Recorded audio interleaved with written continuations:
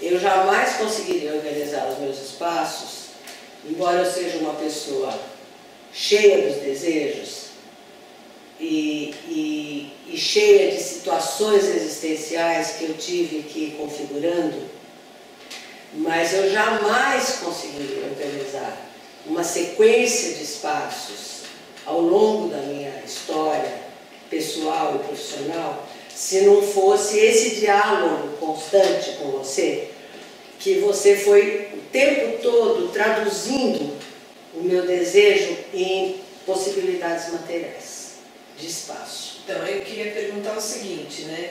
Você sendo uma pessoa tão organizada, com um senso estético, super apurado, qual que é a dificuldade de você fazer os espaços? Não!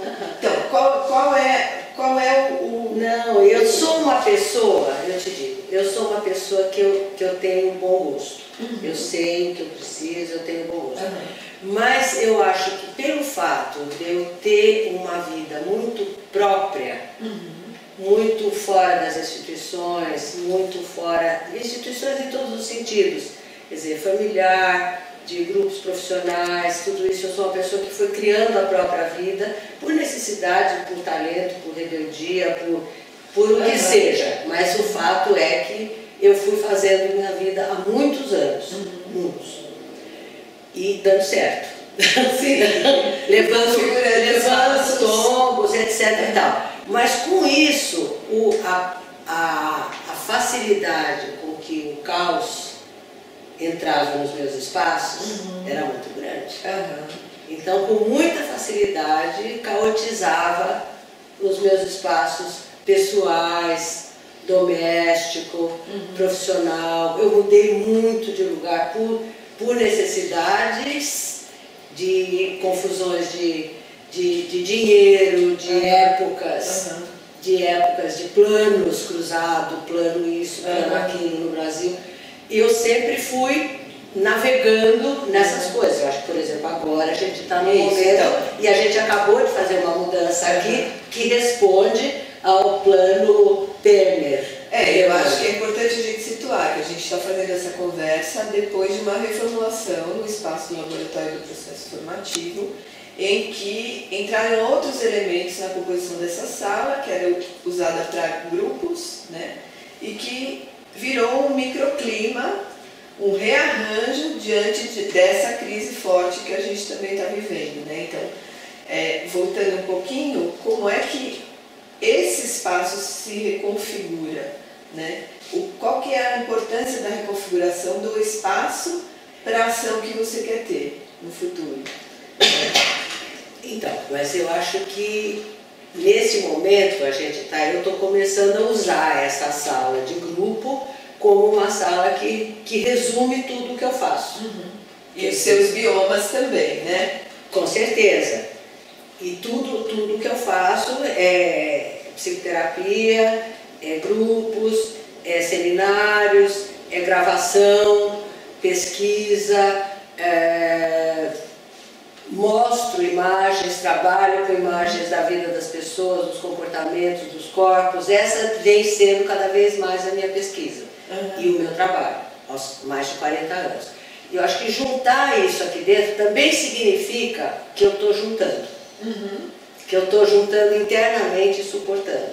Sim. A outra coisa é que eu, enxugando isso, abre um espaço para eu chamar uma pessoa como você para ocupar outra sala e usar outra sala. Isso me resolve uma questão de companhia, uma pessoa que eu confio, que eu gosto, que eu confio no trabalho, confio na presença, e que também me torna mais leve o gasto desse espaço. Sim, de otimizar os recursos que você já tem.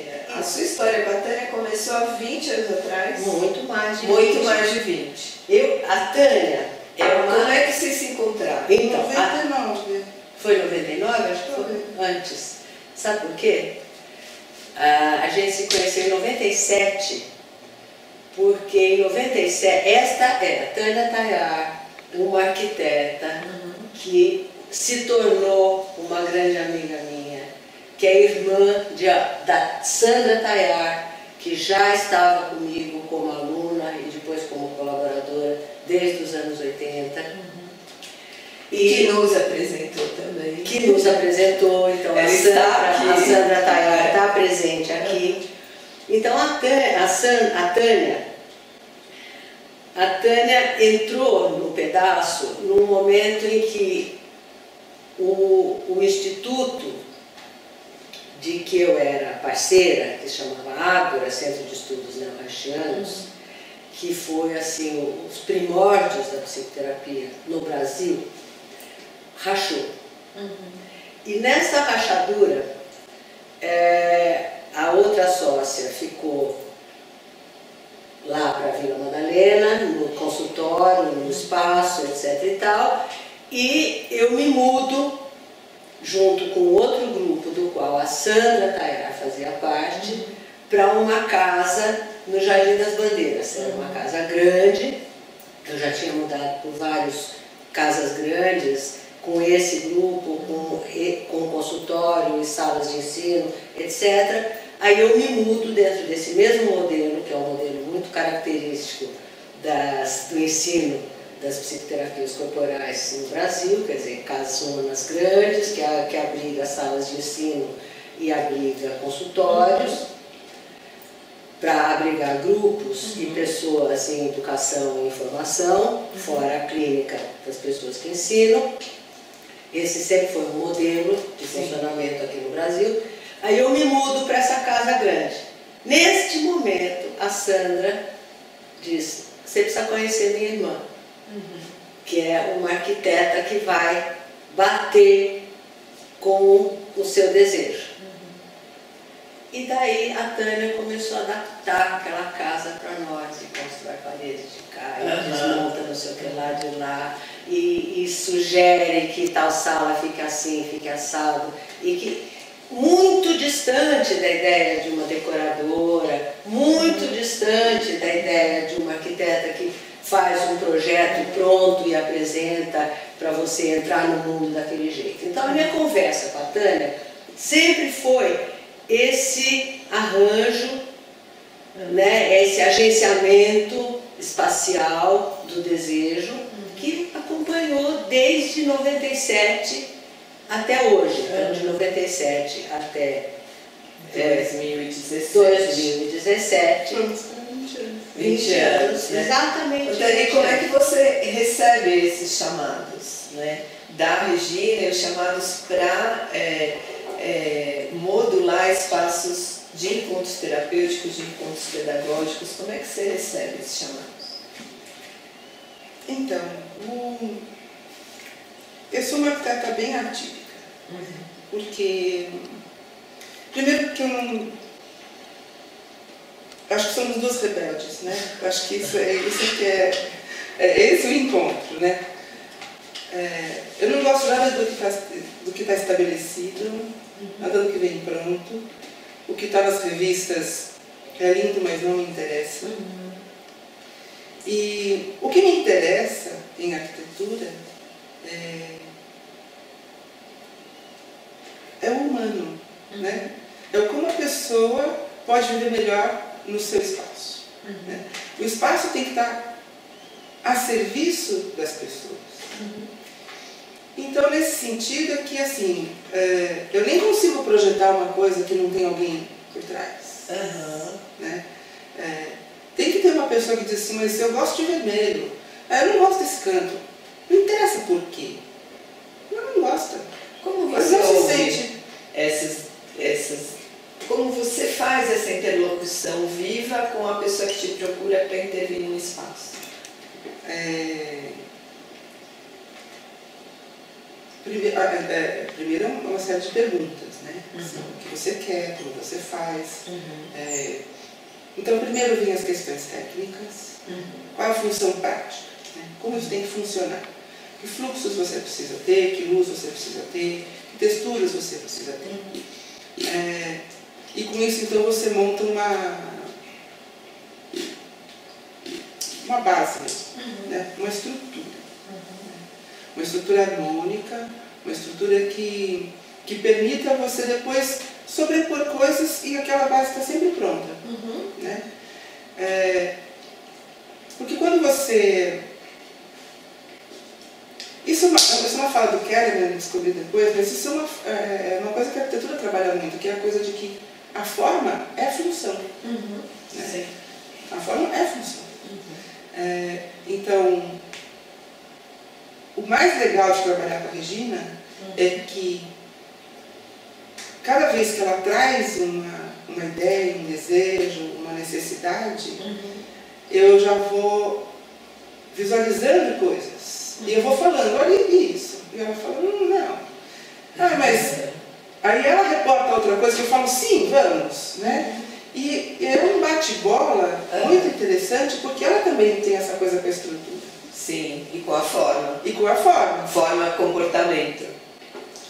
E eu tenho com a forma espaço, né? Sim. Então, nada do que a gente... Todo o trabalho com a Regina se traduz num espaço em que nada é de graça. Sim. Nada. Nem a cor do chão, nem a textura do teto, nem a posição de nada. Né? Tudo é pensado. Tudo é pensado e tudo é harmônico. Sim. Então, a sensação de que você tem, às vezes, um elemento decorativo, se você pensar duas vezes, ele se tornou decorativo, mas ele tem uma função. Sim. Né? Isso é muito gratificante. Na transformação desse espaço, como foi esse processo? Mas talvez a gente precisa lembrar uma coisa, que a vida de uma pessoa, ela é feita de acontecimentos, ela é feita de possibilidades econômicas, ela é feita de um processo de desenvolvimento pessoal que passa por questões de sobrevivência muito fortes. Então a gente precisa lembrar sempre que um espaço é diretamente a solução para uma questão de sobrevivência, como qualquer bicho. Né? Como território de uma aranha, como território de um cachorro, de um rato, de um gato, de uma onça, do que for, é sempre uma toca que diz respeito à sobrevivência. A sobrevivência em ecologias maiores. E essas ecologias são ecologias políticas, são ecologias econômicas, são ecologias familiares, são acontecimentos de várias ordens que vão impulsionando a vida de uma pessoa e obrigando adaptações. Então, quando a Tânia fala de forma e função, a gente está falando de um processo adaptativo contínuo. Então, no momento em que nós avançamos para esse conjunto, em 2001, né, foi um momento assim em que todas as possibilidades de trabalhar coletivamente, em grupo, com bandos de pessoas, como tinha sido até então, se esgotaram. Num prédio e não numa casa grande. Não, mas se esgotaram as possibilidades naquele ano. Então foi um ano em que eu chamei a Tânia, nós precisamos descobrir o lugar para onde eu vou. Você já procurou ela antes do deslocamento? Sim, aquela casa que o grupo que eu coordenava, liderava, lá no Jardim das Bandeiras, tinha se esgotado, tinha dançado por várias razões, inclusive de prefeitura, porque ali a prefeitura resolveu dar em cima, porque era zona 1, todas aquelas coisas difíceis de você ir se adaptando e acampando e transformando e vivendo quando você não tem um imóvel próprio. Então aquele foi um ano, eu disse, Tânia, vamos procurar um lugar que eu vou me jogar para comprar. E então nós procuramos, né, Tânia? Lembra que tinha alguns fatores, né? Tinha o fato de que ela queria que fosse bem perto de casa. E aí foi você que achou esse conjunto. Mas antes a gente tinha achado muito pra lá, mais pra cá. Você olhou várias coisas. Era uma época que estava construindo várias coisas aqui no pedaço. Aqui pedaço quer dizer, essa esquina, Afonso Bovero, a Pinagés, 3 quadras para lá, para cá. metrô Sumaré, metrô Vila Madalena. Novinhos ainda. E um pedaço, porque eu moro aqui embaixo na rua Apinagés. E na época também não era muito comum que os consultórios se instalassem em prédios espelhados, né? Era uma coisa que era mais das casas grandes, dos salões, e aí você se jogou para cá. E aí com alguns fatores, como ela ia contando. Então, o fato de que precisava ser perto de casa, o fato de que tinham facilidade de estacionamento, né? E principalmente essa vista. Né? Realmente, quando a gente entrou aqui, ela falou, olha essa vista. Isso, é sentir que o consultório está em plena cidade. Sim. Em plena metrópole. Isso para mim era fundamental. E mais para adiante, eu acho que eu dei uma entrevista 2 anos atrás falando exatamente dessa sensação do cubo suspenso na cidade. Que o espaço de trabalho meu é absolutamente artificial, não tem a menor cara de coisa natural, é um cubo suspenso na cidade que abriga acontecimentos da vida das pessoas, seja na clínica, seja no ensino, na pesquisa. Está na conexão constante com o ambiente. Completamente, completamente. Estamos neste mundo que funciona assim, não se esqueça. Não se Mas esqueça. essa janela faz parte. Essa janela é altamente terapêutica. Né? Ela realmente ela faz parte de muitas maneiras. Né? Essa luz que entra, e eu lembro muito da Regina falando assim, Tânia, cores solares. Cores solares. Aliás, eu aprendi muitas coisas por demandas da Regina. Que legal. Porque arquiteto é monocromático, não sei se vocês percebem, né? Você anda na cidade, os prédios são todos cinza, branco, concreto. E aí um dia a Regina chega para mim e fala assim, então nós vamos trabalhar com essa paleta de cores. Era um quadro que tinha todas as cores. E aí ela falou assim, junto com esse livro aqui, que era um livro Maia. Fácil, né? Você trabalhar com uma paleta de cores da civilização Maia. E, então, assim, a Regina introduziu cor no meu trabalho. Porque eu tive que aprender. E esse exercício de entrar no universo do outro e de lá de dentro sair com um espaço para ele, é uma interpretação, isso é Sim, maravilhoso, é clínico isso. É clínico. É clínico que a Tânia faz. É uma interlocução profunda, né? Você interpreta o desejo do outro espacialmente, às vezes concretiza. Algumas pessoas se afligem com que às vezes demora. Né? Demora. Como são os processos? Às vezes demora. Com a Regina demora menos, porque ela está disposta, ela está aberta. Tem gente que quer, mas não abre. E aí eu tenho que conquistar, né? Esse espaço de, deixa eu entrar. Se você não deixar eu entrar, eu não vou conseguir. Eu tô aqui porque você me chamou. Isso. Né? Mas tem gente que tem muita resistência e acha que o meu trabalho é externo. E não é. Né? É totalmente de dentro do outro para o espaço dele. E tem uma poética nisso, né?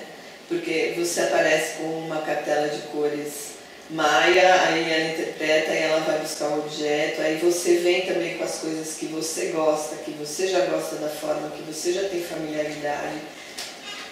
Como que vocês tecem essa poética? Porque essa história das cores começou na minha casa. Né? Essa história da cartela Maia começou na minha casa. Porque eu comprei um apartamento, foi o primeiro apartamento que eu consegui comprar, aliás, segundo, em 1991. Eu mudei no final de 91 para esse apartamento aqui, na Pinagésica. E era um apartamento de engenheiro, um apartamento sólido, de 3 quartos, bem construído, que nunca deu um vazamento, nunca deu um problema, etc. Mas careta até a morte, cheio de quinas, né? Sobretudo cheio de quinas. Tudo bem divididinho, cada coisa no seu lugar, sem passagem para nada, portas abrindo, tudo, né? Caixinhas emendadas com portas. Corredor. Não, a grande maravilha gente tinha um hall excelente, no miolo. Não tinha um corredor feito, né? Isso foi a grande coisa, esse hall no meio do apartamento. Aí um belo dia eu falei para a Tânia, vamos dar um jeito nisso daqui? Aí eu apareci com esse livro Maia para a Tânia. Eu disse, então vamos aproveitar que ele é todo cubista, esse apartamento, e vamos fazer ele cubista.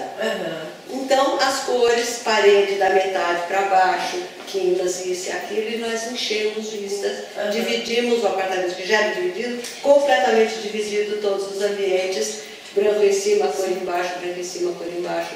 E aí a gente começou a pirar nisso, não foi? Foi. Foi aí que a gente começou a pirar. Então, eu nunca tinha pensado cores como eu acabei pensando nesse consultório, quando eu cheguei e disse para a Tânia, não, eu quero cores solares aqui dentro, porque essas cores solares vão resolver uma coisa de trazer luz, porque eu quero fazer gravação aqui dentro.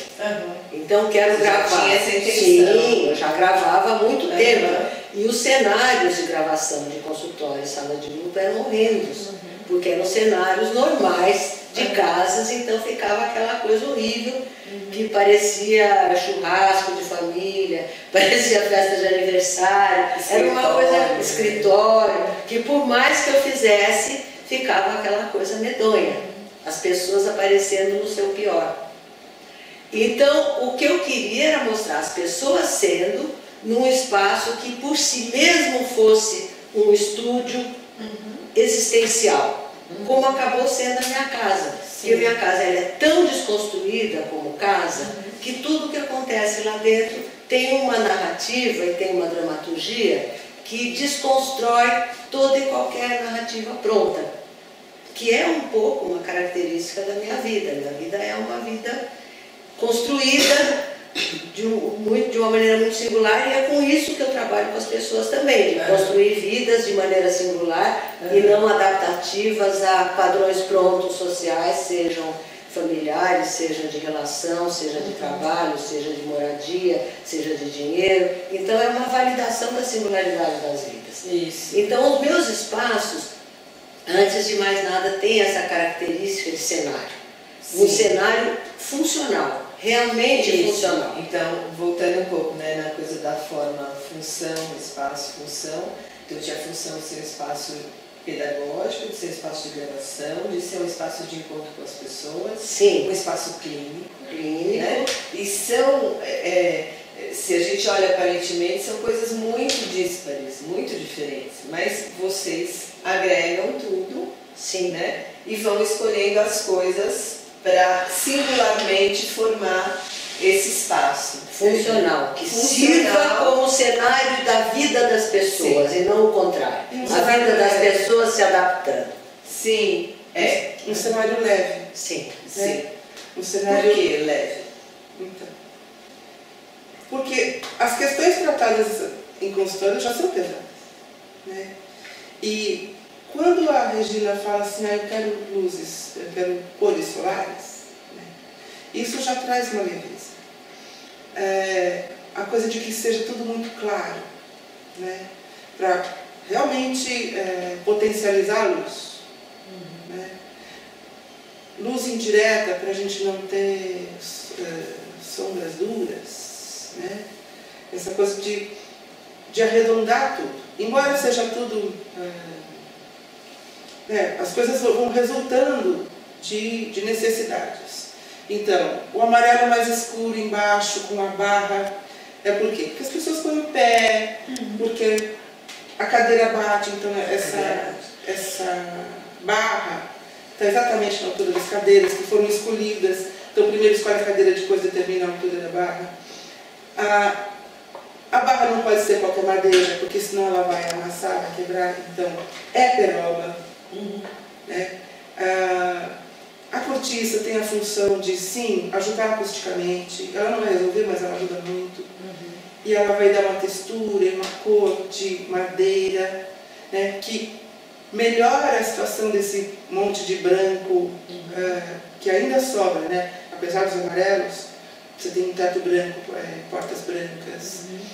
E aí, como a tela é fatalmente quadrada, né, a gente não podia pôr um quadro para escrever, quadrado, retangular, etc. Como o redondo estava impedido pela barra, ele ficou oval. Né? É muito engraçado que muita gente me procura pedindo um ovo. O ovo é o ovo, né? O ovo é o ovo, né? É o ovo, é o ovo, né? E eu digo, bem, mas para que o ovo? Né? E aí, às vezes eu até dou as dimensões do ovo, eu falo assim, ó, o ovo, né, não é de X, é disso que você precisa. Né? Ou eu posso te ajudar a pensar que ovo é que você precisa, né? A botar o seu ovo para o seu espaço. Isso. Esse foi daqui. Mas, e assim caminha o trabalho. Né? Eu acho que tem uma coisa também no trabalho, porque ele é feito de uma maneira tão afetiva, né? Porque a gente coloca... É na empatia, né? Tudo na empatia. Tudo na empatia, tudo no afeto e tudo na sensibilidade para a vida acontecendo, nas suas vicissitudes de facilidades e dificuldades e angústias e alegrias e crises e medos e desejos e paixões e encantamentos. Então, por exemplo, este ovo resultou, né? Resultou um sentimento poético incrível, porque ele é um lugar de contínua produção, é o que lembra o tempo todo que a gente está em devir, que essa não é uma sala fixa, que essa não é aqui não é um lugar de ideias fixas, de desejos fixos, de métodos fixos, de metas fixas, e que ali é um lugar que é quase como se fosse a mente do ambiente. Então ali vai sendo cartografado o que se ensina, o que se pensa, o que acontece, as referências que são fotografadas, que são gravadas, que depois são postadas em grupos de uma vida digital que também a gente tem, que é postado num site, que se transforma em foto. Então tem uma força multiplicadora. Se não tivesse esse ovo, eu morreria. Eu morreria eu ressecaria, porque eu não teria uma sensação de continuidade da vida. Esse ovo me dá uma sensação de continuidade porque ele é o fator fundamental da continuidade do pensamento que vai se materializando nesse espaço. Porque esse espaço, e essa é uma afinidade incrível que eu acho que eu tenho com a Tânia, é essa coisa do pensamento. Nós temos um negócio mental, mas essa síntese, né, que chega no ovo, isso, né? Porque a gente não sabia nada disso quando a gente decidiu colocar um ovo. Era mais assim, a barra, a distância. Era uma coisa muito prática. Eu quero ter um ovo de uma sala de aula que não seja careta, que não seja atrás. Quando a gente começou a conversar e a trabalhar junto, né? Não era, a gente não falava ovo. Não. A gente foi falando ovo.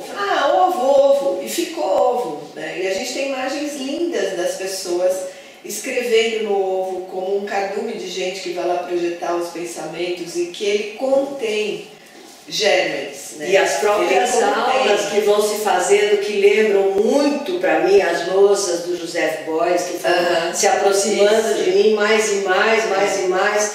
Lousas do Joseph Beuys, que tem desenhos, que tem esquemas, que tem cartografias. E tem cartografias lindas, assim, né? De isso começa sempre branco e no final você tem um acontecimento contido ali. Né? Não só para ser lido, mas ele foi um acontecimento expresso e ele foi um acontecimento que teve as suas ações com uma membrana em volta. Ele está contido, né? O acontecimento encontro seminário, o acontecimento encontro clínico, o acontecimento aula, o acontecimento entrevista, o acontecimento projeto, parte desse branco e ele está contido ali, né? Como um germe, né? Como algo que vem do passado e germina e vai prosseguir. Vivendo, acho que vocês estão na sintonia da vida o tempo todo, né? De propagar, de prosseguir vida, né? Eu acho que esse trabalho que a gente fez juntas eu acho que tem esse aspecto generativo, formativo, Sim, contínuo. Tem uma pegada que nós fomos criando, que a gente não sabia, né? Que tem uma fertilidade muito grande.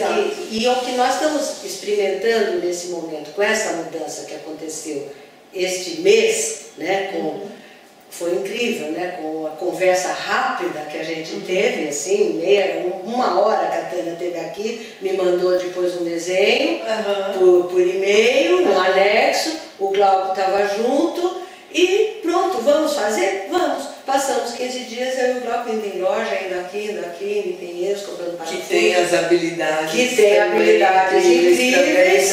Isso. E nós fizemos isso juntos com um pintor que ele conseguiu, que veio com gelo e ponto. Nós montamos, o Glauco montou, eu segurei, eu levantei, eu fiz uma coisa super de verdade, nos dias do maior calor, ali atrás da igreja de Pinheiros, compramos isso, compramos aquilo, fomos na Marginal, compramos tinta, trouxemos, depois terminamos, compramos planta, o pai do Glauco sabia, foi lá encontrar com a gente, 15 dias a gente montou isso. Num contínuo do desejo, né? O desejo de se readaptar, o desejo de otimizar o espaço, o desejo de ter companhia, o desejo de prosseguir. Sim. E todos esses ensaios. Eu não poderia fazer esse movimento sem conversar com a Tânia. Impossível. E aquele trabalho que resultou nesse espaço no primeiro momento foi tão profundo e substancial, né?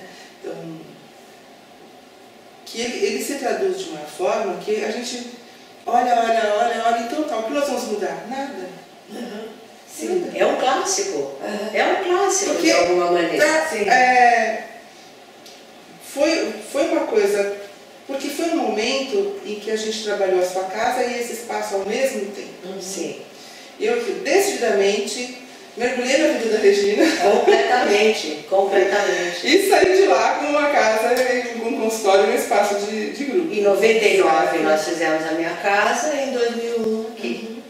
Foi meio que um contínuo, porque não é... Então, para muita gente, passar 2 anos trabalhando numa casa é absurdo. Para nós não. Porque é uma evolução. Tânia, estou cansada, vamos dar um tempo? Tá bom, ok. Tânia, agora acho que não tem jeito, nós temos que continuar, vamos terminando as coisas. E você tomou isso como um benefício profissional para você, para o resultado. Porque às vezes o profissional também fica na pressão, né? De cumprir prazo, de querer já ir para outro trabalho, de querer terminar. A gente nunca fechou uma meta, assim, nós temos que fazer isso até tal. Não, a gente nunca teve isso. Tinha assim, eu preciso morar no apartamento a partir de tal data. Sim. Tá, então o que você precisa para morar? Você precisa disso, prontos. A gente cumpria essas coisas, né? Mas a gente nunca ficou apertada, atolada, a gente nunca se espremeu para trabalhar. Eu nunca me senti exprimida. Não sei você. E eu acho que tinha uma flexibilidade muito grande, porque quando eu tinha esse consultório enorme ali na Rua Pecuária, com o centro, com tudo acontecendo ao mesmo tempo, eu pude me mudar para a minha sala, que era 3 vezes isso, abrindo para um quintal, que era só minha. Então eu me instalei lá, eu peguei, cozinhava lá, porque tinha uma cozinha ótima, dormia no colchão, que era o colchão que eu atendia, as pessoas armavam uma cama de noite, e eu passei 2 meses morando lá e a Tânia fazendo a obra daqui, de lá, do apartamento. Aí quando eu mudei para cá, eu aguentei um tempo mais antes de acabar lá, que já passaram-se anos então, e aí a gente fez isso daqui e eu me mudei para cá, no final de 2001. Então foram coisas desse jeito, a hora que eu me instalei aqui, está. Então vamos fazer mais uma reforma lá. Aí a gente fez mais uma reforma lá. Aí realmente... Aconteceu São Sebastião no meio. E no meio eu recebi a casa de São Sebastião, a Tânia me ajudou a configurar a casa de São Sebastião, que era uma casona antiga, com quintal, com árvores frutíferas e tudo mais. A Tânia me ajudou a configurar aquilo tudo numa casa de memória, uma casa de infância, uma casa de verão, numa cidade velha como era São Sebastião. E a Tânia me ajudou a fazer isso, coisas incríveis que a gente conseguiu, né? Separar isso, separar aquilo. E eu tinha um caseiro que era ótimo, que sabia mexer com obra, então ele me ajudou a armar. Teve até um incêndio. Bom, aí teve, quando nós terminamos a reforma deste apartamento, teve um curto-circuito, teve um incêndio, aí a primeira pessoa que eu chamei foi a Tânia, ela fez uma solução de emergência, depois consertamos. Escaldou, né? Escaldou aquilo lá, ela me acolheu, foi uma coisa muito pesada. A primeira pessoa que eu quis chamar foi a Tânia, lembra? Na manhã do incêndio? Nossa, foi uma coisa impressionante. Então, é uma história de amparos de vida real, de vida real configurada, que tem dinheiro, que tem incêndio, que tem filhos, que tem mortes, que tem brigas, que tem conquistas. Tudo isso. Teve morte do irmão que me fez eu receber a casa. E foram muitas rupturas, conquistas incríveis. E tudo isso, a vida se configurando. E você nesse desenho desses espaços dando bordas físicas e materiais para uma história se expressar. Então, acho que o que você me conta é que tem uma coisa bem objetiva, bem clara, né, da função e da concretização, que tem algo poético, que vem da interação da interlocução, e tem algo poético que vai formando organicamente a partir da agregação e desagregação de coisas, vai formando até chegar num espaço que também acolhe as pessoas com o desejo de agregação, né? Sim. Porque quem passa por aqui tem o desejo da agregação. Se afeta com a agregação que vocês já produziram. Né? Mas tem uma coisa interessante, porque o espaço, ele em si mesmo é clínico. Sim. Ele não é um lugar que acolhe um trabalho clínico, ponto, como se fosse em qualquer lugar. O próprio espaço em si mesmo é clínico. Isso, e eu acho muito importante, assim, ter revelado a intenção do espaço e o quanto que já de agregação já compõe essa egrégora mesmo, né? Essa base do espaço, né? E que não está separado da cidade, não está desconectado, né? Você vai lá para o alto da montanha se iluminar, né? Você vem com o seu desejo para um espaço que já tem muita agregação viva. Sim. Né? E vínculo, né? Vínculo seu da Tânia com a Regina, vínculo da Regina com as plantas, vínculo da Regina com o bairro, vínculo nosso aqui que trabalhamos junto. O vínculo já não é um espaço desprovido de pulso, né? De alma. E é um vínculo produtivo que continua produzindo realidade, que continua produzindo vidas e formas de vida. E eu acho incrível que nesse momento, nessa primeira semana, né, que esse novo jeito de funcionamento está posto no mundo, que a Tânia esteja aqui. Então, para mim, é uma alegria estar com a Tânia aqui. E como é que você vê esse espaço agora reformulado de novo? O que agregou aqui nesse seu trabalho? Acho que o mais interessante é que assim, eu não sei falar do meu trabalho como ela fala. Então,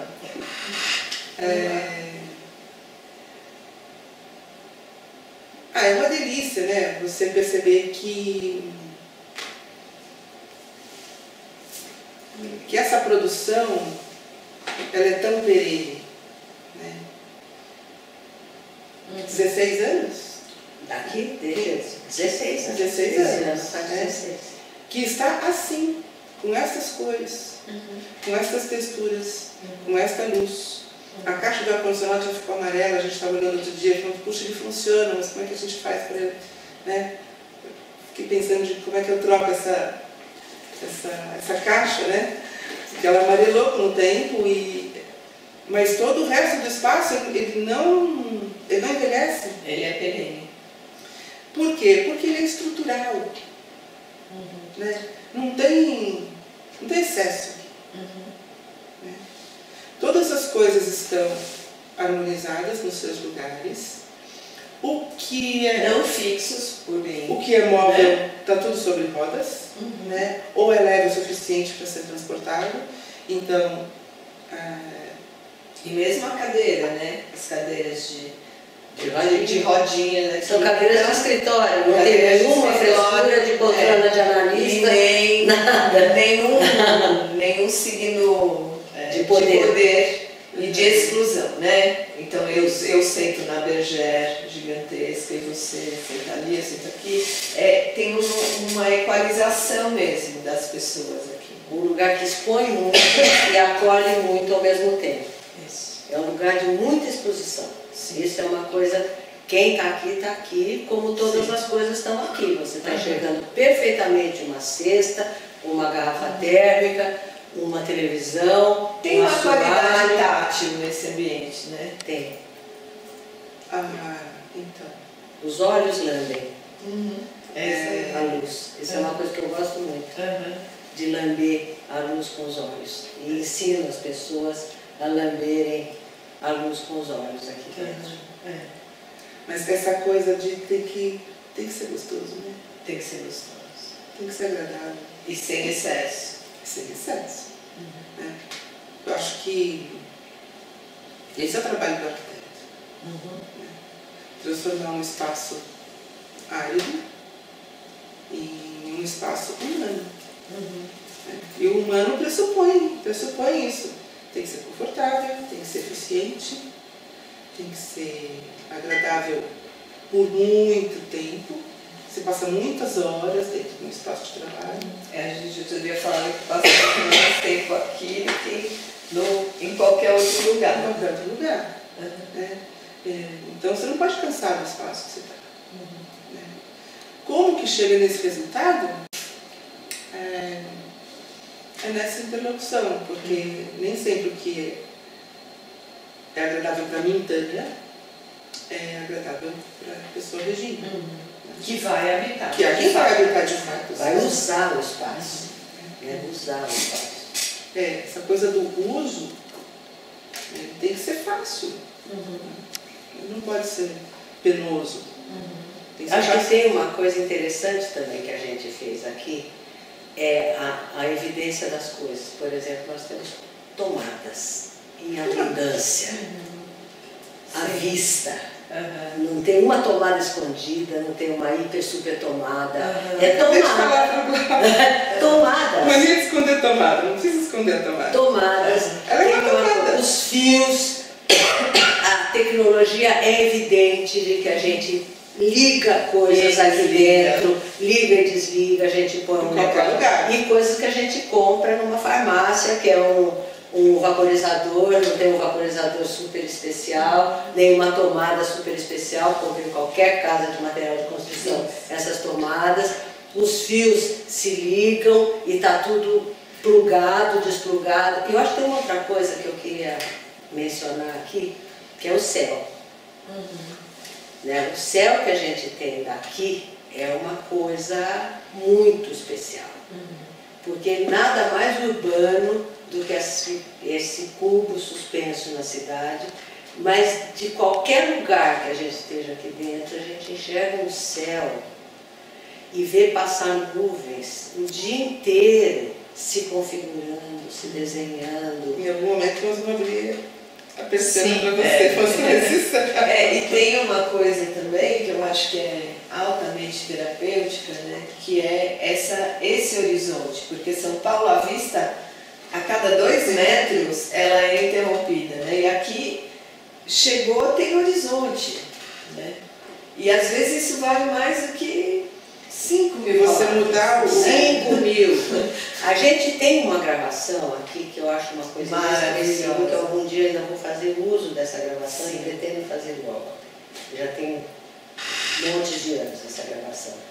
De uma pessoa sentada dentro de um seminário, mas num certo momento, falando de um acontecimento muito grave da vida dela, que foi a perda de um filho, uma ferida assim imensa, e ela chora, e a gravação a gente não quer gravar, expor a pessoa. Então a gente escuta o choro dela e as nuvens passando. E eu peço para ela olhar as nuvens e contemplar as nuvens e chorar. Voltando um pouco atrás, acho que tem vínculos muito cultivados nessa relação de vocês, né? E na sua relação com a arquitetura, na sua relação com o seu trabalho corporal e na relação com a rebeldia disso, né? Acho que vocês têm. Eu acho que é um encontro raro. É um encontro raro. É um encontro muito raro. Acho que com nenhuma outra pessoa eu pude trabalhar nessa intensidade. É intenso? Muito intenso. Muito intenso. Porque nos períodos... É que com o passar do tempo, isso foi ficando mais simples, né? A gente já se conhecia, foi ficando mais leve. Mas naquele momento em que a gente estava fazendo a casa, eu, o consultório, tudo junto, tinha uma intensidade assim de eu sonhar repetidamente com o trabalho. Às vezes ela me ligava e falava assim, eu quero comprar um mini-pini verde, posso? O que é um mini-pini? Um mini-pini é aquele... é um mixer. Ah, um mixer. Como claro, Regina. Ela brincava que ela era até dependente. Eu falei, não quero ninguém dependente, não. Vamos né, começar a construir uma independência. Mas tinha essa... Ela via coisas, me ligava, eu via coisas que dava para ela. Olha, isso me trouxe uma ideia assim, ou acho que isso cabe perfeitamente, ou vamos mudar alguma coisa porque eu vi uma coisa mais legal. Então, sim, foi muito intenso. Foi muito intenso. Era às vezes até difícil fazer outros trabalhos.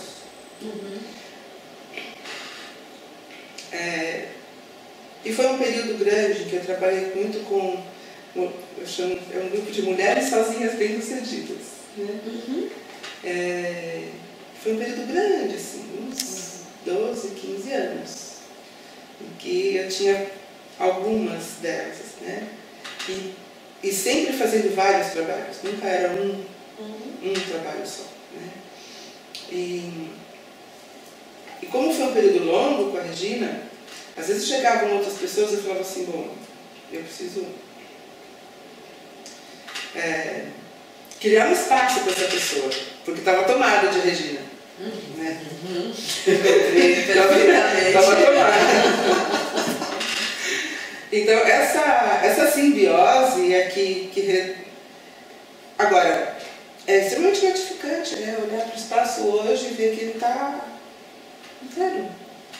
E atual, né? E atual. Continuamente. Você sabe que tem uma outra coisa também Quantas vezes que você nos já atravessou? tentou trocar essas cortiças? Não, por que eu vou trocar essas cortiças?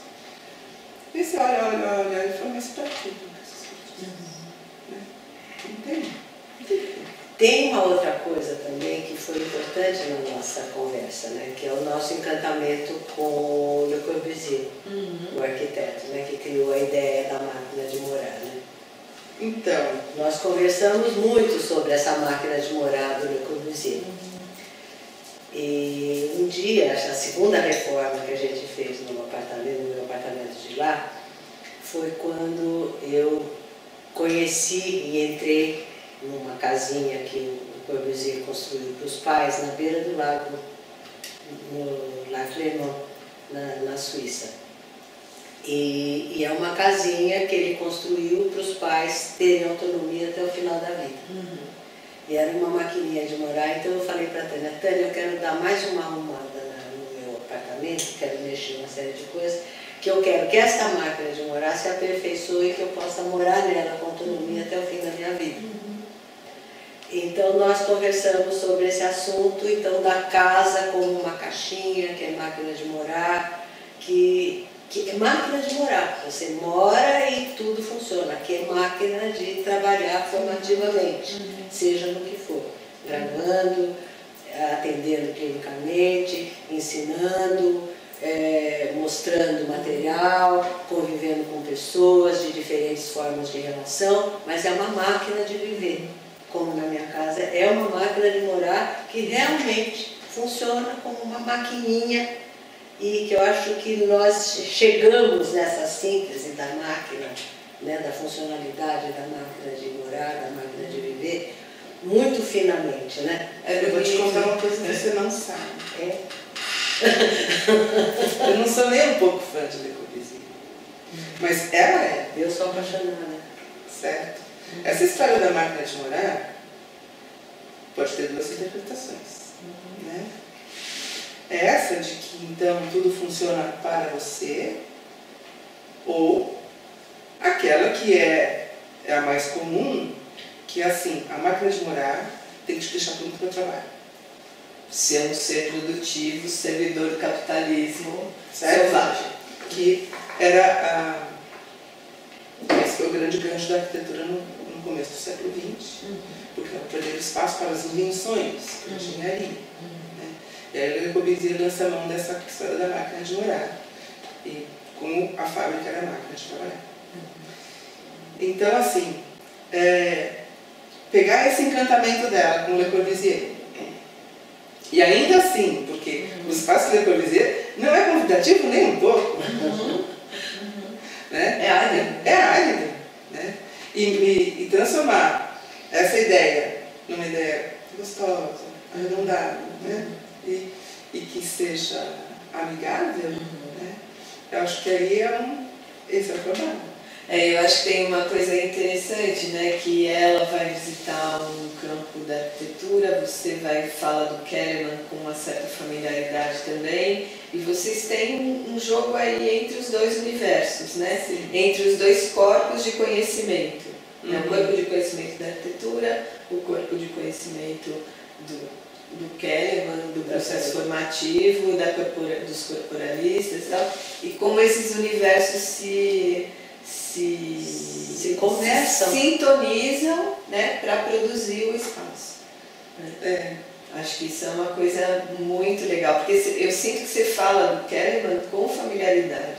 Você fala, porque né, com... Tem uma irmã que trabalha bastante com Kellerman, mas a Regina, que eu tive que entrar dentro do trabalho... E teve essa experiência, né, forte mesmo, uma experiência direta com esse modo de fazer que ela tem. Sim. Né? E que às vezes para os profissionais liberais encapsulados num certo modo de operar é muito desafiador, né? Porque é altamente orgânico. Sim. Né? É orgânico. Prazo, meta, e tudo bem, tem as notas fiscais, tem os contratados. E por isso que ela se encanta tanto com Le Corbusier, né? Porque é um jeito de conter, né? Essa coisa orgânica quase caótica, porque o orgânico não tem nada de caótico, né? Vejam formigueiro. Né?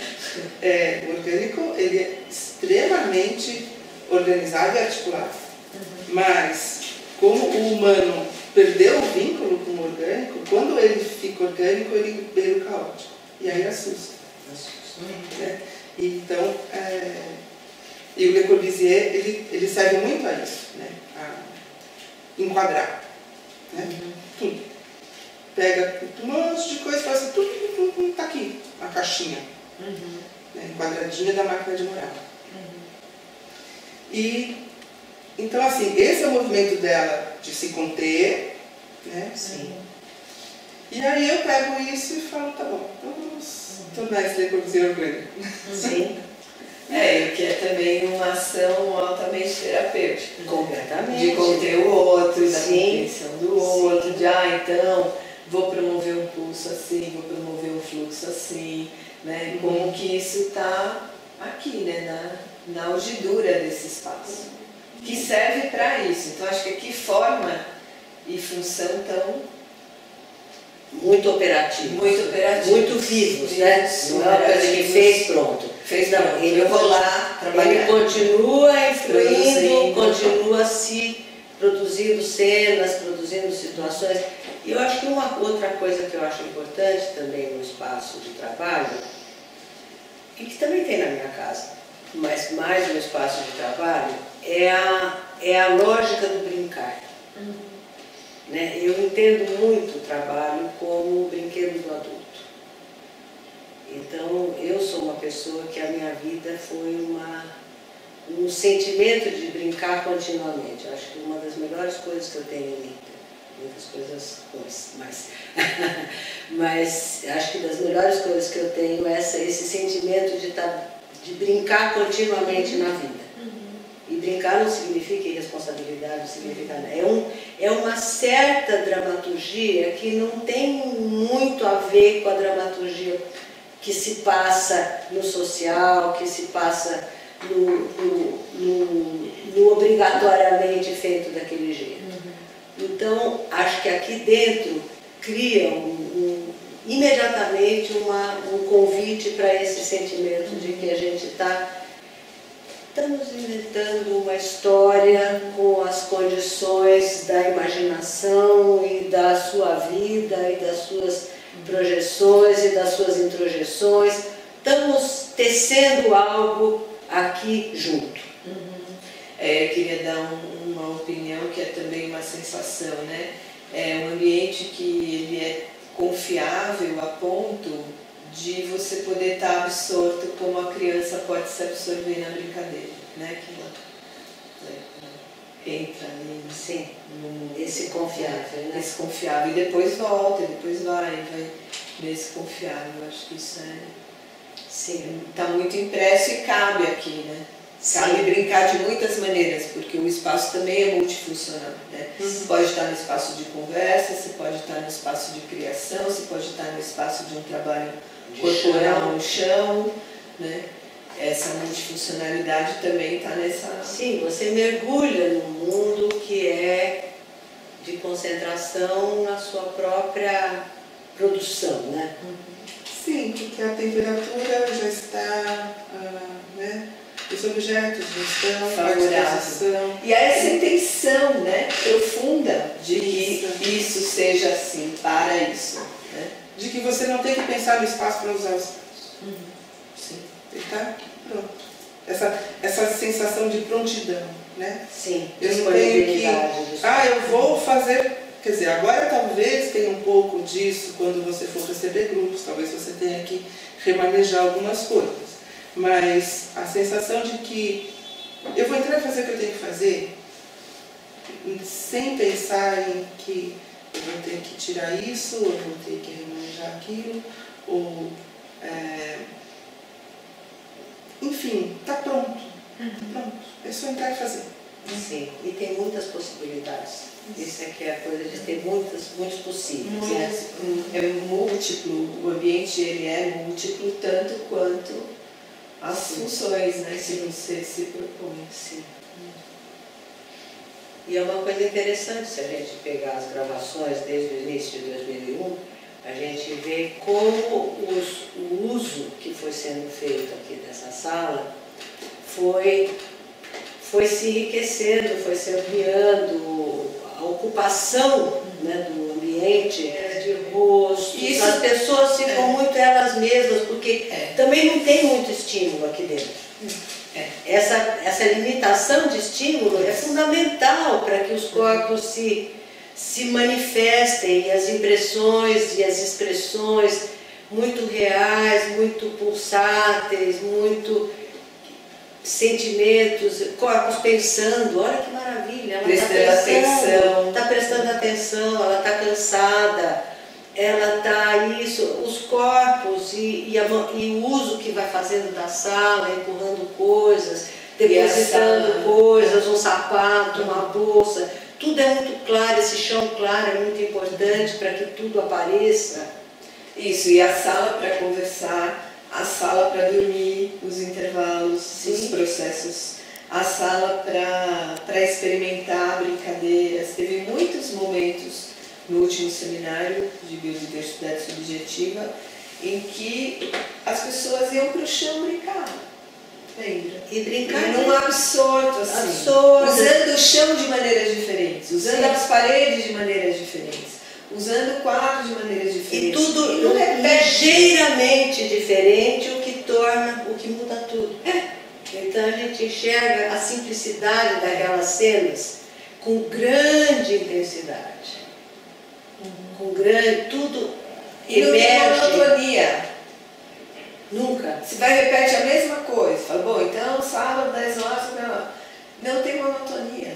É sempre diferente e o espaço é usado de maneiras diferentes também. Né?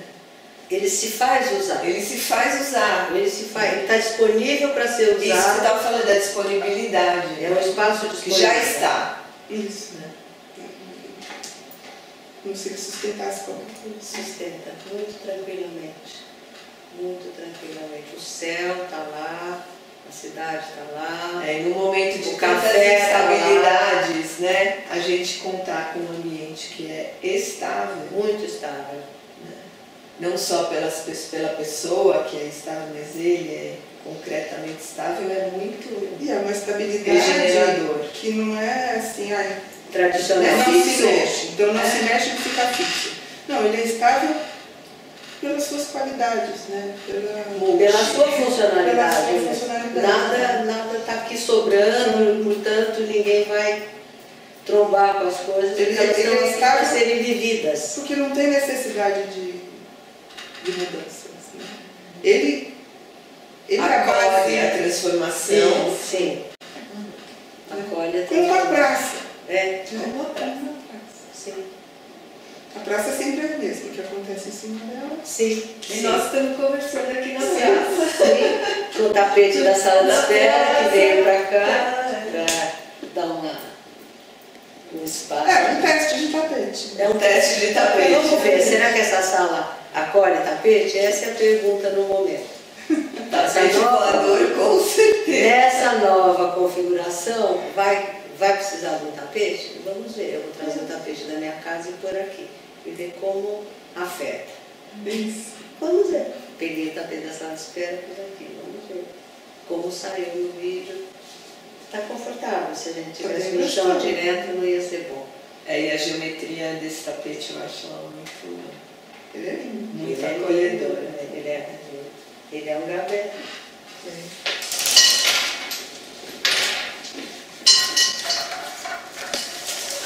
Pronto, vamos agora o céu. Um skyline No céu. Muito bom.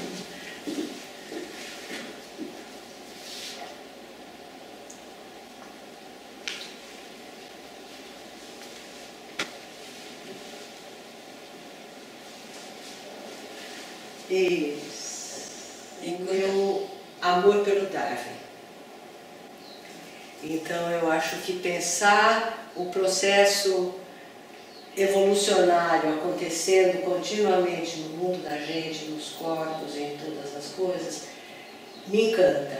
E a ideia do Darwin, eu me identifico modestamente, lógico, com certeza, com o Darwin no sentido de que ele era um pesquisador independente, ele era praticamente um autodidata, ele era uma pessoa que a vida dele nunca se separou da pesquisa. Então ele era um cara que tinha a casa dele, tinha 10 filhos, tinha cachorros, tinha uma mulher que acompanhou sempre, era um cara que sofria e nunca escondeu o sofrimento, tinha problemas, um medo terrível que se expressava em dores psicossomáticas, viscerais, um medo horrível de mostrar para a Inglaterra americana naquele momento que ele não acreditava mais no Deus Criador, mas que a natureza era autoprodutiva, que a vida era autoprodutiva, e ele tinha uma estufa. Então, quando eu pensei em ter plantas aqui dentro, tinha um certo acolhimento, uma certa presença do Darwin nas plantas. A ideia de ter um jardim de inverno, a ideia de ter uma estufa, a ideia de ter alguma coisa assim, porque E você falava do microclima, né? Do microclima que eu produzir um microclima. Sim. Né? E aí, outro dia na conversa também falando, né, de um tempo que a Regina se deslocou bastante para São Sebastião e voltou, né? Sim. E como isso, as plantas também têm a ver com referências de plantas que ela tinha lá. Sim. E como que ela está unindo ambientes de memória e ambientes de futuro, Sim. né? Aqui, Sim. com as plantas. Sim. Mas eu acho muito interessante que a Regina usa as frutas também. Sim. Ela usa as frutas em lugar dos vasos de flores. E essa bacia de maçãs, né, que tem aqui, e na casa dela tem, em cima da mesa, que seria a mesa de jantar, né, onde aquelas pessoas põem o vaso de cristal, tem uma gamela cheia de mamão, banana, que eu acho o máximo. Né? Essa coisa... E é muito interessante que no consultório são sempre maçãs. É tátil, né? É tátil. É nutritivo. E a maçã é essa fruta multitarefa, né? Ela é curativa para muitas coisas, ela é a fruta do pecado, ao mesmo tempo. Né? Fruta do desejo. É a fruta do desejo. Na Cuba que tem as olivas também, né? Que é uma coisa muito... Isso. Que é sempre essa Cuba, né?